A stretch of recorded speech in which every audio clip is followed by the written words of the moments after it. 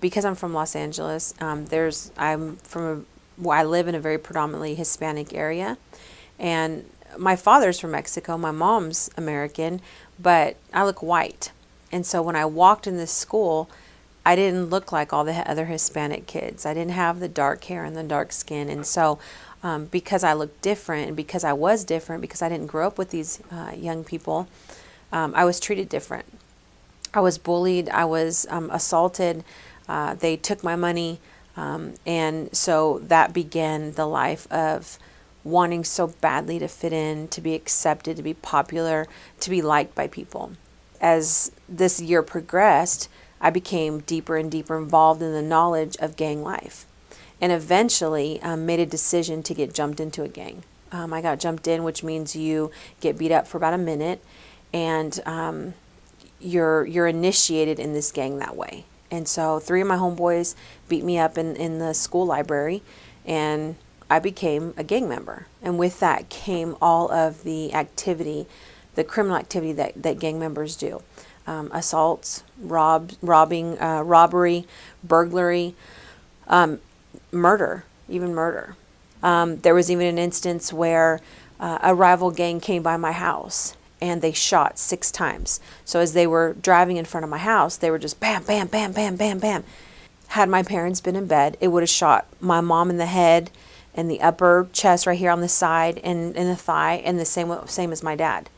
And you would have thought that at that time I would have been like, oh, this is it. My parents could have been killed had God not intervened, but it wasn't. It made me angry. It made me go and tell my homeboys so they could take care of business.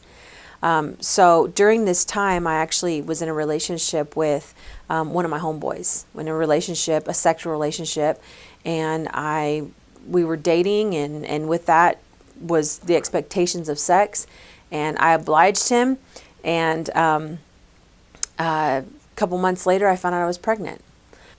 So I would continue partying. I mean, my son was about 1.5 years old at this time. Continued going out, smoking weed and drinking and being in the party scene, until one day my mom, she just said, I can't keep going on like this. I'm going to die. I mean, I'm staying up all hours of the night. I'm watching Joshua, my first son. I am doing all these things, and I'm trying to help you, and I can't do this anymore. I'm tired. And so I said, well, what are you telling me? You want me to get out of the house? Are you kicking me out of the house? I make $9 an hour. I have a kid. There's no way. I mean, but deep down inside, it wasn't that I was afraid that I wasn't going to be able to sustain my life. I wasn't going to be able to party anymore is my whole thought process. About a week passed, and I remember coming in, and my mom was on the phone. And she said, you need to pack your things. And I said, where am I going to go? I don't have a place to go. And she said, you're going to Cleveland, Tennessee. I'm like, what the heck is Cleveland, Tennessee? And she's like, oh, it's on the other side of the country. You're going there. I was like, for what? And she said, because you're going to go to Lee College. I'm like, oh my gosh. So I called my boyfriend at that time, and I said, I need you to come pick me up because my mom is sending me to Tennessee. And he's like, okay, I'll be there in 10 minutes. Well, my bags were already packed. My mom had already packed my bags. So all I had to do was just put them in the car and go. And so I waited and waited and waited. And he never showed up. And so someone had told me about a choir, a black gospel choir that was there at Lee. And I love music. I love singing.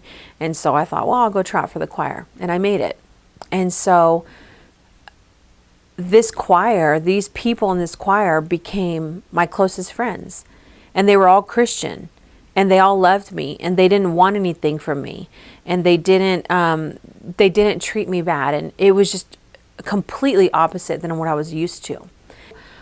It was so real and so relevant and so strong that one night in February of 1996, we had a man come for a revival. And I don't remember what he said, anything that night except one phrase. Aren't you tired? Aren't you tired of running from Christ?